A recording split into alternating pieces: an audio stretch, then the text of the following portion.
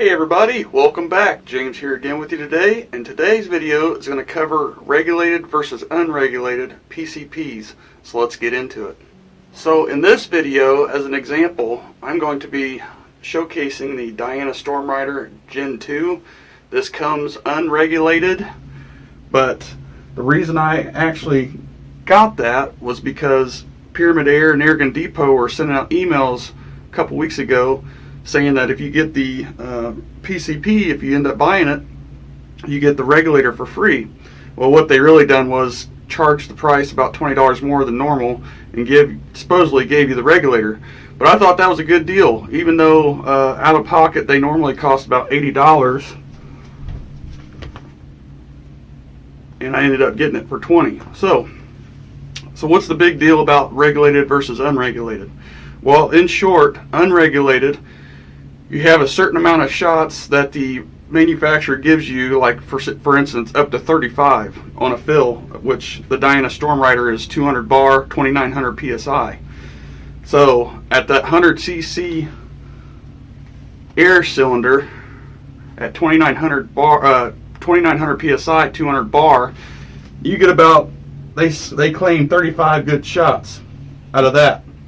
But the big deal is shot per shot consistency is not there. So you have to hit the sweet spot window where your shots are the most consistent, right below the fill. So like for instance, this PCP is at 180 bar all the way down to 130 bar. Unregulated is the perfect window for the most consistent shots. But beyond that, the feet per second velocity is climbing up to meet that point and then going down. So now, what about regulated? Well, this is a Alteros regulator that I actually put in after I did some crony work unregulated to show you guys this. And what happens is, regulator, basically you set the pressure on it and it's done. So on this one you have a couple different settings you can try. I set mine to about 125 psi, or 125 bar to 130 bar. It starts out at 100 to 150, so I went in the dead center middle here, 125, and took some chronograph numbers. And what does this mean?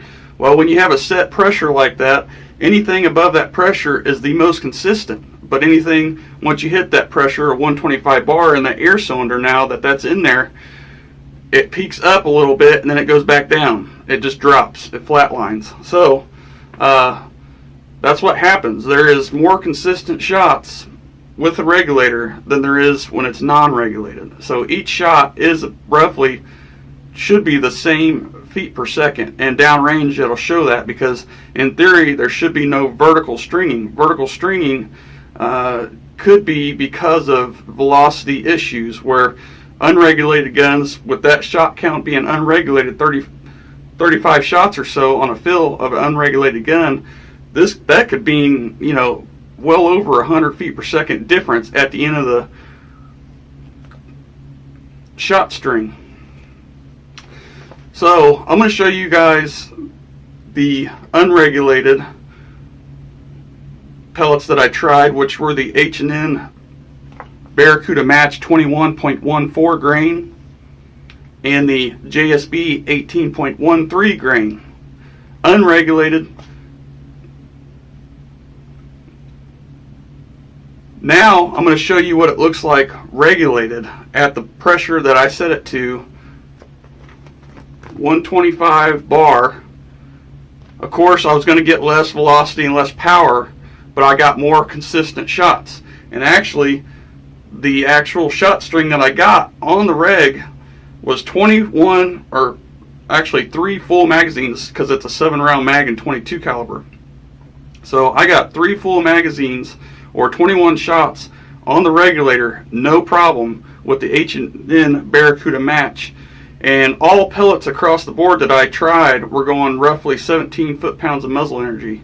So yeah, I got cut down from my little window of opportunity to all across 21 shots, 17 foot-pounds energy. So there is a trade-off.